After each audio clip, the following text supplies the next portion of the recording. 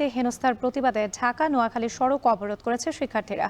এ নিয়ে আরো জানাতে আমাদের সঙ্গে যুক্ত হচ্ছেন নাসিম শুভ। নাসিম, কি দাবি তুলছেন শিক্ষার্থীরা, জানাবেন।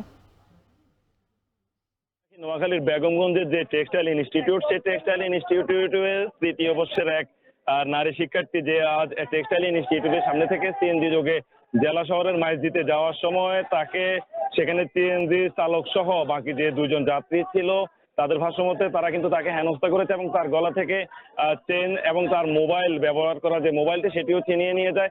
তাছাড়া তাকে কিন্তু যৌন হয়রানি করে এক পর্যায়ে একলাশপুর নামক জায়গাতে ফেলে চলে যায়। তারপর পরে কিন্তু বেগমগঞ্জ টেক্সটাইল ইনস্টিটিউটের শিক্ষার্থী যারা রয়েছেন তারা প্রথমে নোয়াখালীর 250 শয্যা বিশিষ্ট জেনারেল হসপিটালে ওই শিক্ষার্থীকে নিয়ে যায় চিকিৎসার জন্য। সেখান থেকে তারা প্রথমে নোয়াখালী সদর হসপিটালে, তারপরে বেগমগঞ্জের যে থানা রয়েছে সেখানে এসে তারা অভিযোগ দেয়। তো তারা দাবি করছে আসলে প্রশাসন অভিযোগ নিতে শুরুতে কিছুটা গড়িমসি করেছে এবং তারই প্রতিবাদে কিন্তু তারা নোয়াখালী ঢাকা যে মহাসড়কটি রয়েছে সেটি বিগত 1 ঘন্টা যাবত কিন্তু বন্ধ করে রেখেছে।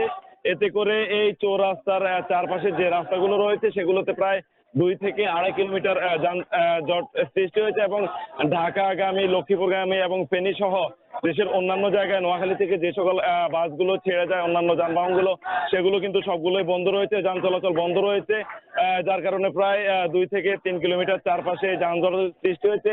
তো আমি কথা বলেছি এখানে যারা শিক্ষার্থীরা রয়েছেন তাদের সাথে, তারা বলেছেন একই ঘটনার পুনরাবৃত্তি কিন্তু এই সড়কে অধিকাংশ সময় হয়ে থাকে।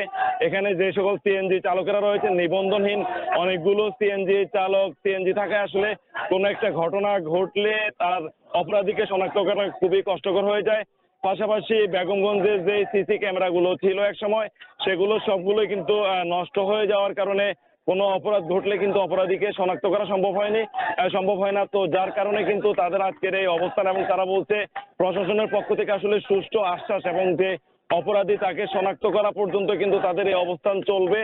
পাশাপাশি তাদের যে তৃতীয় বর্ষে যে শিক্ষার্থী হয়েছেন সে যারা হেনস্থা করেছে তাদেরকে আইনের পুলিশ সুপার রয়েছেন আব্দুল্লাহ আল ফারুক, তার সাথে তিনি বলেছেন ইতোমধ্যেই পুলিশ প্রশাসন এবং র্যাব সহ অন্যান্য যে আইন শৃঙ্খলা রক্ষাকারী বাহিনী তারা কাজ শুরু করেছে এবং অতি দ্রুতই যারা আসামি রয়েছে তাদেরকে শনাক্তের জন্য আইন শৃঙ্খলা বাহিনী তাদের কাজ করে যাচ্ছে। তো রাতে এই ছিল আসলে নোয়াখালীর বেগমগঞ্জের চৌরাস্তা থেকে আমার কাছে এখন অবধি সব শেষ। নোয়াখালী থেকে যুক্ত ছিলেন নাসিম শুভ।